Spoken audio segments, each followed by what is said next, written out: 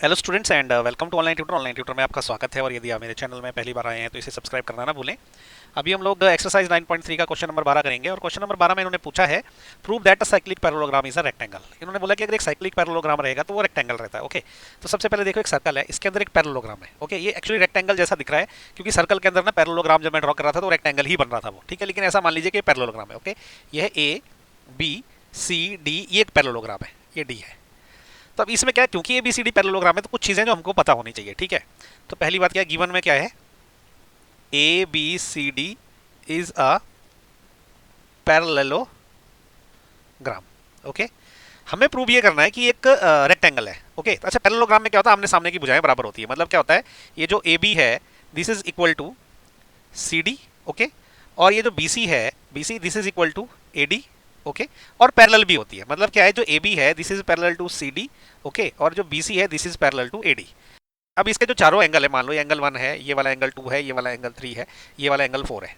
Okay, parallelogram और rectangle में difference ये है कि पैरेललोग्राम के जो आमने सामने के एंगल होते हैं ना वो इक्वल होते हैं। ओके, तो मतलब एंगल 1 जो है वो एंगल 3 के बराबर रहेगा। ओके, और एंगल 2 जो है वो रहेगा एंगल 4 के बराबर। ओके, लेकिन ये प्रॉपर्टी अब रेक्टेंगल में भी है, लेकिन रेक्टेंगल और इसमें मेजर डिफरेंस है कि रेक्टेंगल के जो एंगल है ना वो 90 डिग्री के रहते हैं सारे के सारे। ठीक है, तो मुझे प्रूव क्या करना है, मुझे ये प्रूव करना है, टू प्रूव कि एंगल 1, एंगल 2, एंगल 3 और एंगल 4, ओके, ये सारे के सारे 90 डिग्री के हैं, सारे के सारे एंगल, ये मुझे प्रूव करना है।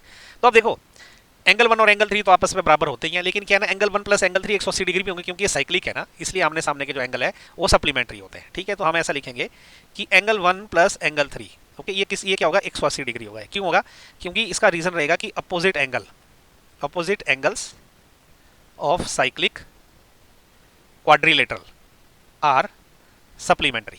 ओके, लेकिन ये बात एक और है, एंगल 1 और एंगल 3 तो बराबर भी है, तो इसका मतलब कि एंगल 1 प्लस एंगल 1 ये कितना हो जाएगा, 180 डिग्री। ओके, विच इंप्लाइज कि एंगल 1 कितना हो जाएगा, 2 एंगल 1 हो जाएगा 180 डिग्री। ओके, विच इंप्लाइज कि एंगल 1 कितना हो जाएगा, ये जब 2 वहां जाएगा तो बटे में जाएगा तो ये 90 डिग्री रह जाएगा। ठीक है, तो इसका मतलब क्या हो गया कि एंगल 1 आ गया 90 डिग्री। ओके, क्योंकि एंगल 1 90 डिग्री है तो एंगल 3 भी 90 डिग्री आ जाएगा।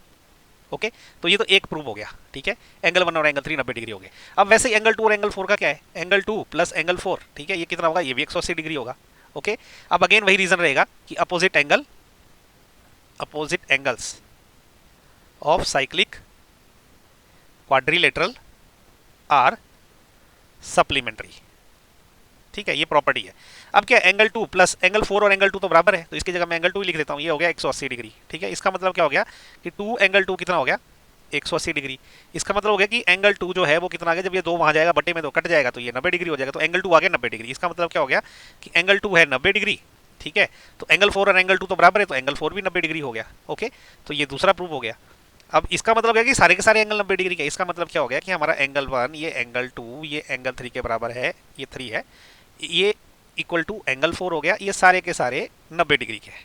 ठीक है, तो बस इसका मतलब क्या हो गया, अभी ए बी सी डी क्या है, ये एक रेक्टेंगल है। तो इसका मतलब क्या लिख सकते हैं हम कि विच इंप्लाइज कि A B C D, okay, is a rectangle.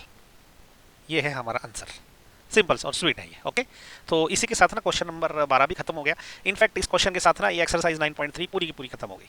तो आप ये प्लेलिस्ट में मेरी पूरी की पूरी एक्सरसाइज देखिए शुरू से लेकर एंड तक, और कुछ डाउट है तो प्लीज़ पूछिए कि भाई हमें ये बात समझ नहीं आई, तो मैं आपको एक्सप्लेन करने की कोशिश करूंगा।